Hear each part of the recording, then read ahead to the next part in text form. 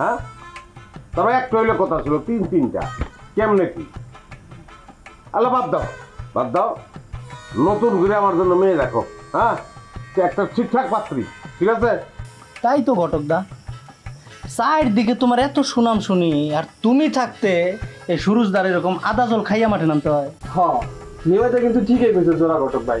আচ্ছা বাজারটা কোথায় একটু কমতি? হ্যাঁ শোনো সুরজ মিয়া, পাত্রী আরো আছে, তো এখন তোমার পছন্দ হইব কিনা সেটা কে জানে।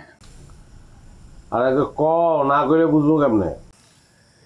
মনে করো একজন আছে বাড়ি হলে সখীপুর, তো একটু খুদ আছে, মেয়েটার একবার বিয়ে হয়েছিল। হ্যাঁ আমি তো পৌঁছে গেছি। হ্যাঁ বিয়েতে আমি আমার বিয়ে করানো লাগবো। অন্য এটা বাদ, অন্য কাহিনী কও। আরে বাপুরে, টাকা দিব 10 লাখ, তোমার ডিমান্ডের চাইতেও ডাবল।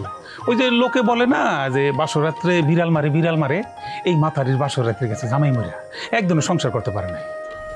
এই কি করে এমনি বিয়েটা তার বড় খুনি নিয়মিত কারবারটা দেখছো? আরে সে মারে নাই, স্ট্রোক করে মরে গেছে জামাই। তোর হালা 5,000 টাকা গেল কেন?